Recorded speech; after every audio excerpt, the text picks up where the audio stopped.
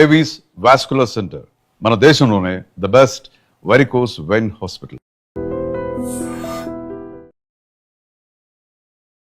నమస్తే రామకృష్ణ గారు. నమస్తే మేడం. సార్, తిండితో సంబంధం లేకుండా కాన్స్టిపేషన్తో ఇబ్బంది పడుతున్న వాళ్ళు చాలా మంది ఉన్నారు. అసలు ఏజెస్తో సంబంధం లేకుండా కాన్స్టిపేషన్లో కూడా అసలు కొంతమందిని గంటలు గంటలు అసలు బాత్రూంలో ఏం చేస్తారో అర్థం కాదు సార్. నాకు పాపం వాళ్ళ బాధ వర్ణనాతీతం. మేబీ వాడికే అర్థం కాల బాధ, కానీ అసలు అలా ఉన్న వాళ్ళకి సైకలాజికల్గా కూడా ఎఫెక్ట్ అవుతుందని విన్నాను. సో కాన్స్టిపేషన్ వల్ల మనందరికీ జనరల్గా కొన్ని తెలుసు, ఎవరు టచ్ చేయని పాయింట్స్ ఇవి కూడా ఉంటాయా, ఇట్లా కూడా ఉంటాయని వాళ్ళకి గుర్తు చేస్తూ వాళ్ళని అలర్ట్ చేస్తూ ప్రేక్షకుల్ని హోమియోపతిలో ట్రీట్మెంట్స్ ఉన్నాయి, రెమెడీస్ ఇలా ఫాలో అవ్వాలి, లైఫ్ చేంజెస్ ఇలా ఉంటే బాగుంటుంది అన్నట్టుగా మనం ఒక వాల్యుబుల్ ఇన్ఫర్మేషన్ ఈ వీడియో ద్వారా ఇద్దాం sir. So why constipation is so common today? Constipation అంటే ఏంటి మేడం? మలబద్ధకం. మలబద్ధకం, ముక్కి మోషన్ పోవాలి. సో మలబద్ధకం అనేది ఒక symptom, it's not a disease. So ఎన్నో రోగాలకు మలబద్ధకం అనేది ఒక సిమ్టమ్. సో దీనికి మేజర్ సిమ్టమ్. ఇంకొకటి గుర్తుపెట్టుకోండి, ఇప్పుడు ఇల్లు ఉంది మేడం, మనం మంచిగా స్వీపింగ్ చేయలేదు, ఉడవలేదు, ఎట్లయిపోతుంది? అంతేగా, ఇల్లంతా ఖరాబ్ అవుతుంది, చికాక్ అనేది డెవలప్ అవుతుంది. మన గట్లో కూడా మోషన్ అంటే ఏంది? వేస్ట్. ఓకే, మన గట్ నుంచి అది బయటికి వెళ్ళిపోవాలి. ఓకే, వెళ్ళిపోతేనే మనం హెల్తీగా ఉంటాం. సో గట్ హెల్త్ బాగుంటేనే మనకు అన్ని ఆరోగ్య సమస్యల నుంచి విముక్తి అనేది ఉంటుంది. సో గట్ హెల్త్ మన చెత్త పోవట్లేదు, అప్పుడు ఆరోగ్యం ఖరాబ్ అవుతుంది. సో ఏ సందర్భాలలో కాన్స్టిపేషన్ చూస్తాం, అది చాలా ఇంపార్టెంట్. మీరు ఎందుకు వస్తుంది సార్ ఈ మధ్య కాలంలో ఎక్కువ ఉంది అని అంటే, ఇప్పుడు స్ట్రెస్ ఎక్కువ అవుతుంది అండి. సింపుల్, స్ట్రెస్ ఎక్కువైతే ఏమవుతుంది? చాలా మందికి థైరాయిడ్ సమస్యతో బాధపడుతుంటారు. ఇప్పుడు థైరాయిడ్లో మలబద్ధకం సమస్య అనేది ఉంటుంది. అందులో హైపోథైరాయిడ్లో మలబద్ధకం సమస్య అనేది ఎక్కువ ఉంటుంది. ఎందుకంటే హైపో అని గుర్తుపెట్టుకోండి. ఇప్పుడు సింపుల్ గ్రాండర్ ఉంది, హైపో అంటే ఏంది? స్లో. 1 నెంబర్లో పెడతాం. పొడి కావాలంటే తొందర అవుతుందా మేడం? సో మన డైజెషన్ ప్రాసెస్ కూడా దెబ్బతింటుంది. సో హైపోథైరాయిడిజంలో కాన్స్టిపేషన్ ఉంటుంది. ఇంకొకటి రెండవది ఇరిటబుల్ బవల్ సిండ్రోమ్ అని అంటారు. ఇవి 2 రకాలు ఉంటాయి. ఇరిటబుల్ బవల్ సిండ్రోమ్ లో 2, ఒకటి డయేరియా ఉంటుంది, ఒకటి కాన్స్టిపేషన్ ఉంటుంది, మలబద్ధకం ఉంటుంది. సో ఇరిటబుల్ బవల్ సిండ్రోమ్ లో కూడా ఆటోమేటిక్ గా మలబద్ధకం వచ్చే ఛాన్సెస్ ఉంటుంది. ఇంకొకటి పెద్ద పేగు మరియు చిన్న పేగు, అంటే స్మాల్ ఇంటెస్టైనల్ సంబంధించినది, SIBO, small intestinal bacterial over growth. So అలాంటి అంటే స్మాల్ ఇంటెస్టైన్ చిన్న పేగుకు సంబంధించినటువంటి ఏదైనా వ్యాధులు ఉన్నాయనుకోండి, అప్పుడు కూడా ఆటోమేటిక్గా ఏమవుతుంది? మలబద్ధకం వస్తుంది, అంటే కాన్స్టిపేషన్ వస్తుంది. పెద్ద పేగుకు సంబంధించిన ఏదైనా ప్రాబ్లం ఉందనుకోండి, దానివల్ల కూడా కాన్స్టిపేషన్ వస్తుంది. కొన్ని రకాల మందులు. సో చాలామంది చాలా ఇష్టం ఉన్నట్టు ఏం చేస్తారు, నొప్పి వస్తుందంటే పెయిన్ కిల్లర్ వేసుకుంటారు. పెయిన్ కిల్లర్ వేసుకుంటారా? పెయిన్ కిల్లర్ వేసుకోకుండా ఊరికే ఉండొద్దురా బాబు, కడుపులో మంట వస్తుంది అని యాంటాసిడ్ వేసేసుకుంటారు. యాంటాసిడ్ వేసుకుంటే ఏమవుతుంది? యాంటీ యాసిడ్, అంటే యాసిడ్ని ఉత్పత్తి చేయకుండా చేసేది యాంటాసిడ్. సో యాసిడ్ ఏం చేస్తుంది? మన కడుపులో తిన్నది అరిగేటట్టు చేస్తుంది. ఇప్పుడు యాంటాసిడ్ గోళీ వేసుకుంటాం మనం, అప్పుడు ఏమవుతుంది? యాసిడ్ అనేది ఉత్పత్తి కాదు. సో డైజెషన్ అనేది సరిగా కాదు. డైజెషన్ అనేది సరిగ్గా కాకపోతే ఏమవుతుంది? మలబద్ధకం వస్తుంది. ఇప్పుడు సైడ్ ఎఫెక్ట్లు అని జనాలు అందరూ అడుగుతారు, ఏంద్రా బాబు సైడ్ ఎఫెక్ట్ అంటే ఇదే, ఏది పడితే అది గోళీలు వేసుకుంటారు. పుట్నాలు పుట్టినట్టు, అంటే తప్పుగా అనుకోకండి, అట్లా గోళీలు వేసేసుకుంటారు. మెడికల్ షాప్కి పోతారు, పెయిన్ కిల్లర్ వేసుకుంటారు, యాంటాసిడ్ వేసుకుంటారు, లేకపోతే ఇంకా పౌడర్లు దొరుకుతాయి కదా, పేర్లు చెప్పరాదు కానీ నేను, ఆ పౌడర్లు దొరుకుతాయి, గ్లాస్ తీయాలి, దాంట్లో పోయాలి, తాగాలి. మరి బాధ అలాంటిది కదా సార్, ఉపశమనం ఉండాలి కదా, ఇన్స్టెంట్ ఉపశమనం కావాలి, పైగా మాకు అన్ని రెడీమేడే. నేను కొన్ని డైటరీ టిప్స్ చెప్తాను మేడం, మీరు ఇది ఫాలో చేయండి, ఆటోమేటిక్గా మీకు ఎంతో కొంత ఉపశమనం దొరుకుతుంది. సింపుల్ అండి. మనము ఎప్పుడైనా కానీ కాన్స్టిపేషన్ అంటే మోషన్, మలం అనేది ముందుకు జారదు, దాన్ని ఏమంటారు? పెరిస్టాల్టిక్ మూమెంట్స్ అంటారు. అంటే లోపల ఉన్నది ముందుకు జారాలి. సో ముందుకు జారకపోతే ఏమవుతుంది? ఆటోమేటిక్గా మలబద్ధకం వస్తుంది. సో మన శరీరంలో కాంట్రాక్షన్ కావడానికి కాల్షియం అవసరం, రిలాక్సేషన్ కావడానికి మెగ్నీషియం అవసరం. మెగ్నీషియం అంటే రిలాక్సేషన్. సో అంటే కాంట్రాక్షన్ రిలాక్సేషన్. ఇప్పుడు మజిల్ ఇట్లా ఉండాలి, అప్పుడే కదా ప్రెస్ చేస్తే ముందుకు పోతుంది. ఇప్పుడు మెగ్నీషియం లోపం ఉందనుకోండి, ఆటోమేటిక్గా మలబద్ధకం అనేది డెవలప్ అవుతుంది. మెగ్నీషియం లోపం ఎందుకు వస్తుంది? నిద్రలేమి సమస్యతో బాధపడుతుంటే మళ్ళీ మెగ్నీషియం లేకపోతేనే స్లీప్ సరిగ్గా రాదు కదా సార్. అవును మెగ్నీషియం సో ఇప్పుడు మనం కాల్షియం మెగ్నీషియం డెవలప్ చేసుకోవాలంటారు బాడీలో, అంతేనా? అంటే కాల్షియం మెగ్నీషియము అన్ని ఇంటర్ రిలేటెడ్ మేడం ఇది. సో బ్రెయిన్ ఎప్పుడైతే స్ట్రెస్ కి లోన్ అవుతుందో కార్టిజాల్ లెవెల్స్ అనేది పెరుగుతాయి. అది స్ట్రెస్ హార్మోన్. సో కార్టిజాల్ పెరిగింది అనుకోండి ఆటోమేటిక్గా ఇండైరెక్ట్ అనమాట మెగ్నీషియం తగ్గిపోతుంది. ఓకే. మెగ్నీషియం తగ్గిపోయింది అనుకోండి మూమెంట్ పెరిస్టాల్టిక్ మూమెంట్స్ మలబద్ధకం వస్తుంది. అందుకే టైంకి నిద్ర అవ్వాలి, టైంకి తినాలని అంటారు. సో అది మెయిన్ ఫండా.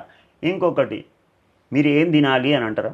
సో ఏం తినాలి కన్నా ముందు 5 డూస్ అండ్ డోంట్స్ తెలుసుకుందాం సార్. లాస్ట్లో రెమెడీస్ అండ్ హోమియోపతి ట్రీట్మెంట్స్ తెలుసుకుందాం. ఓకే, డూస్ ఏం చేయాలి ఫస్ట్ నేను చెప్తా. పొద్దున్న లేవగానే కంపల్సరీ మీరు యోగా చేయండి. ఒక 15 నిమిషాలు కపాలపాతి చేయండి. తర్వాత ప్రాణాయామ చేయండి. తర్వాత అందులో ఒకటి మలాసనం, వజ్రాసనం. మలాసనం అంటే ఏం లేదు, మనం ఇండియన్ స్టైల్లో మోషన్ పోయినప్పుడు ఎట్లా కూర్చుంటాం దాన్ని మలాసనం అంటారు. ఇంకొకటి బలాసనం, ఇంకొకటి వజ్రాసనం. వజ్రాసనం అంటే తిన్నాక చేయొచ్చు, తినకముందు చేయొచ్చు, ఎప్పుడైనా చేయొచ్చు. ఇట్లా కాళ్ళు వేసుకొని కూర్చోండి. ఇది చేస్తూ ఇంకొకటి ఏం తినాలి. ఓకే, ఏం తినాలి అని అంటే అన్నిటికంటే ఎక్స్ట్రాడినరీ ఫ్రూట్ ఒకటి చెప్తా. ఇది rich in sorbitol levels. Sorbitol ఏం చేస్తుంది అని అంటే ఈ ఫ్రూట్ తీసుకుంటే సార్బిటాల్ ఏం చేస్తుంది అంటే మన పొట్ట, మన intestine, large intestine, small intestine చుట్టూ ఉన్న నీటిని అన్ని గుంజేస్తుంది. ఎప్పుడైతే నీటిని గుంజేస్తుందో మోషన్ అనేది మంచిగా పోతుంది. సార్బిటాల్ లెవెల్స్ ఎక్కువ ఉండే ఫ్రూట్ ఏదన్నా ఉంది అని అంటే మలబద్ధకంకి ఇది ఎక్స్ట్రాడినరీగా పనిచేస్తుంది. ప్రూన్స్, అల్బుకారా అంటారు, ఐడియా ఉంది కానీ డ్రై ప్రూన్స్. అవి తీసుకున్నట్టయితే ఎట్లా తీసుకోవాలి? 1 డే బిఫోర్ ఒక హాఫ్ బౌల్ వాటర్ తీసుకోండి. ఒక 4 డ్రై ప్రూన్స్ నానబెట్టండి. దాంట్లో 4 కిస్మిస్లు నానేసేయండి. దాంట్లో ఒక 4 పంకిన్ సీడ్స్ నానేసేయండి. ఇవి ఇంకొకటి వాల్నట్స్ నానేయండి. ఇవి నానబెట్టి నెక్స్ట్ డే తినండి. ఆ వాటర్ కూడా తాగండి, అది కూడా తినండి. ఎందుకు ఇవి అని అంటే సార్బిటాల్ లెవెల్స్ ఎక్కువ ఉంటాయి కాబట్టి నీటిని గుంజేస్తుంది కాబట్టి మలం అనేది ఈజీగా మూమెంట్ పోతుంది. సో కాన్స్టిపేషన్కి ఇది ఎక్స్ట్రాడినరీగా పనిచేస్తుంది. మీ నోట్లో నుంచి ఫైబర్ అన్నవాడు ఎప్పుడు వస్తుందా అని వెయిట్ చేస్తున్నాను. ఎందుకంటే కాన్స్టిపేషన్ అంటే ఫైబర్ ఫుడ్ తినండి, ఫైబర్ ఫైబర్ ఫైబర్ ఫైబర్ అంటూ ఉంటారు కదా. ఆ వర్డ్ ఇంకా రావట్లేదు ఏంటని వెయిట్ చేస్తున్నా. సరే, ఇందాక డూస్ చెప్పారు, ఇప్పుడు డోంట్స్ చెప్పండి. ఇది చేయకండి లైఫ్ స్టైల్ చేంజెస్కి. సింపుల్ అండి, టైంకి నిద్ర పోండి.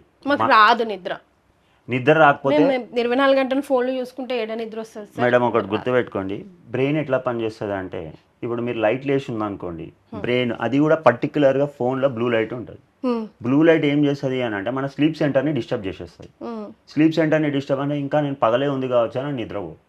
అదే ఫోన్ తీసి పక్కకు పడేయండి. ఫోను బెడ్రూమ్లోకి తీసుకురాకండి, అసలు పక్కకు పడేసండి. పుస్తకం పట్టుకోండి. అబ్బా నాకు పుస్తకం పట్టుకుంటే చిన్నప్పటి నుంచి కూడా అంతే, బుక్ పట్టే నిద్ర వస్తుంది. ఇప్పుడు కూడా అంతే, బుక్ తీసుకోండి, చదవండి, ఆటోమేటిక్గా నిద్ర వస్తుంది. ఎందుకు రాదు? మంచి మ్యూజిక్ పెట్టుకోండి, ప్లజెంట్ మ్యూజిక్. ఆటోమేటిక్గా మనం ఎక్కడైనా పోతుంటే ఇప్పుడు ఎక్కడైనా గుర్తుపెట్టుకోండి, ఫ్లైట్ ఉంటుంది, ఫ్లైట్లో పోతాం లైట్లు బంద్ చేస్తారు, బస్సులో పోతాం లైట్లు బంద్ చేస్తారు. సూదింగ్ మ్యూజిక్, ఏదైనా మంచి మ్యూజిక్ అంటే ఆరామ్ రిలాక్సేషన్ వస్తుంది. ఆటోమేటిక్గా నిద్ర వస్తుందా లేదు? దాన్ని మ్యూజిక్ థెరపీ అని కూడా అంటారు. మ్యూజిక్ వినడం వల్ల కూడా మనకి స్ట్రెస్ తగ్గుతుంది, నిద్ర వస్తుంది. నిద్ర వస్తే మలం మోషన్ కూడా మంచిగా వస్తుంది. సో ఇది ఒక ఫస్ట్ పాయింట్. స్లీప్ అనేది చాలా eat well sleep well extraordinary correct ఇది. ఇంకొకటి నెక్స్ట్ ఏంది అని అంటే మనం ఏది పడితే తింటాం. ఈ మైదా ఫుడ్ తింటాం, జంక్ ఫుడ్ తింటాం, మోమోస్ తింటాం, తర్వాత బర్గర్లు, పిజ్జాలు, డాంకీలు, మంకీలు, ఏది పడితే తింటాం మనం. సో ఈ చెత్త అంతా తినేసి ఇప్పుడు చెత్త మనం ఎన్ని గంటలకు తింటాం? 10 గంటలకు తింటాం. పండుకునేది ఎప్పుడు? ఇమీడియట్ తింటాం మనం. లేకపోతే చికెను, ఇంకా లేకపోతే మటను, లేకపోతే ఇవన్నీ షవర్మాలు, అడమైన చెత్త అది తిని దాంతోపాటు ఏం చేస్తాం మనం? కూల్ డ్రింకులు తాగుతాం. ఒక కూల్ డ్రింక్లో 10 స్పూన్ల షుగర్ ఉంటుంది. షుగర్ అంటే మళ్ళీ ఏంది? అది కార్బ్స్. అదేం చేస్తుంది? మళ్ళీ లావు చేస్తుంది, ఇన్సులిన్ రెసిస్టెన్స్ డెవలప్ చేస్తుంది, థైరాయిడ్ డెవలప్ చేస్తుంది, ఈ అడమైన అన్నీ చేస్తుంది. సో మళ్ళీ నిద్ర డిస్టర్బ్ అవుతాం. నేను అనేది ఏంటంటే డైట్ ఇవన్నీ అవాయిడ్ చేయండి.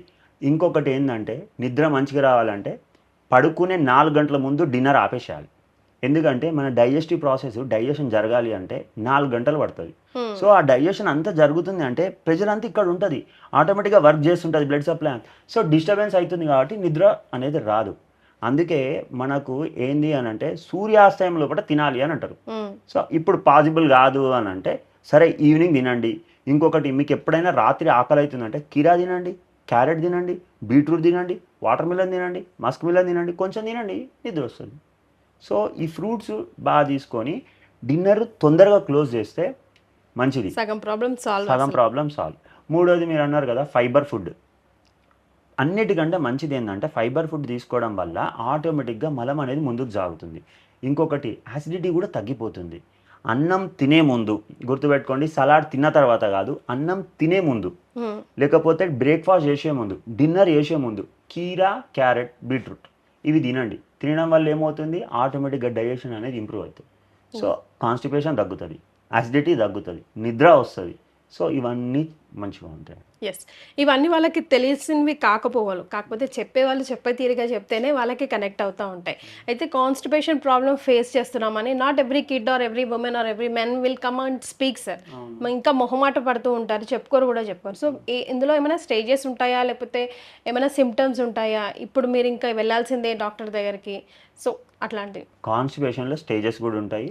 మీరు ఇంకొకటి నెగ్లెక్ట్ చేస్తే, మలబద్ధకం సమస్య నెగ్లెక్ట్ చేస్తే పైల్స్ డెవలప్ అయ్యే ఛాన్స్ ఉంటుంది, ఫిజర్స్ డెవలప్ అయ్యే ఛాన్స్ ఉంటుంది, ఫిస్చులా డెవలప్ అయ్యే ఛాన్స్ ఉంటుంది. అంటే లాస్ట్ స్టేజ్లో మీకు ఏమవుతుంది, కాన్స్టిపేషన్లో ఇవన్నీ ప్రాబ్లమ్స్ వస్తాయి. సో మనం లాస్ట్ స్టేజ్లో ఎట్లా ఉన్నామనంటే, మనం రోజు తెల్లవారు లేవగానే ఆటోమేటిక్గా ఏ ఛాయ్ తాగకున్నా, కొంతమంది సిగరెట్ తాగితే మోషన్ వస్తుంది, కొంతమంది ఛాయ్ తాగితే మోషన్ వస్తుంది, కొంతమంది వేడి నీళ్ళు తాగితే మోషన్ వస్తుంది, కొంతమంది కాఫీ తాగితే మోషన్ వస్తుంది. ఏమి తాగకుండా ఆటోమేటిక్గా మోషన్ వస్తుంది అని అంటే, మీరు లేవగానే మోషన్ వెళ్ళిపోతున్నారంటే కాన్స్టిపేషన్ లేనట్టు. రోజు ప్రొద్దున్నే మోషన్ వెళ్ళాలి. లేదు మీకు 2 రోజులకు ఒకసారి వస్తుంది, 4 రోజులకు ఒకసారి వస్తుంది అంటే మీరు కాన్స్టిపేషన్ సమస్యతో బాధపడుతున్నారు. 4 రోజులు సార్ అట్లా 2 days 3 days అటెండ్ చేయని వాళ్ళు, 3 days 4 days మోషన్ పోని వాళ్ళు ఉంటారు. ఇంకొకటి ఏంటంటే, కాన్స్టిపేషన్ సమస్యతో బాధపడుతుంటే వెయిట్ లాస్ కూడా అవ్వడం చూస్తాం మనం. లాస్ అవుతారు, వెయిట్ గెయిన్ కాదు, వెయిట్ లాస్ అవుతారు. ఇంకొకటి ఏమవుతుంది అంటే అకాంథియోసిస్, అంటే ఈ మెడ చుట్టూ పిగ్మెంటేషన్ డెవలప్ అవ్వడము, ఈ చెంపల మీద మెలాస్మా అంటారు, మంగుమచ్చలు అంటారు చూసిందా, ఈడ డెవలప్ అవ్వడం చూస్తాము. కొంచెం తినగానే నాకు వద్దు అని అంటారు. ఇంకొకటి ఏంటంటే కాన్స్టిపేషన్లో మోస్ట్ ఇంపార్టెంట్, నోటి నుంచి దుర్వాసన వస్తుంది, హాలిటోసిస్ అంటారు. సో నోటి నుంచి దుర్వాసన వస్తుందంటే అది వర్స్ట్ ఫేస్, అంటే గ్రేడ్ 3 అనుకోండి, నోటి నుంచి దుర్వాసన రావడం. ఇంకొకటి మోషన్ పోయినప్పుడు చాలా వర్స్ట్గా వాసన వస్తుంది, సో అది కూడా వర్స్ట్ ఫేస్. 3-4 రోజులకు ఒకసారి వస్తుంది, అది కూడా వర్స్ట్ ఫేస్. సో అలాంటి సందర్భంలో నోటి నుంచి దుర్వాసన వస్తుంది, వాసన వస్తుంది అంటే మీరు ఇమ్మీడియట్గా డాక్టర్ని సంప్రదించండి. నెగ్లెక్ట్ చేసినారా నెక్స్ట్ పైల్స్కి దారి తీస్తుంది, సో అప్పుడు ఇంకా వర్స్ట్ అవుతుంది. సో ఇది గుర్తుపెట్టుకోండి, కాన్స్టిపేషన్ ఎప్పుడు సీరియస్ ఉంది అని అర్థం దాన్ని. ఎస్, డెఫినెట్గా చిన్న ప్రాబ్లంతో పోయేది గోరంత పోయేది కొండంత తెచ్చుకోకండి అనేలాగా ఉండకూడదు. Right sir, thank you so much. Thank you madam.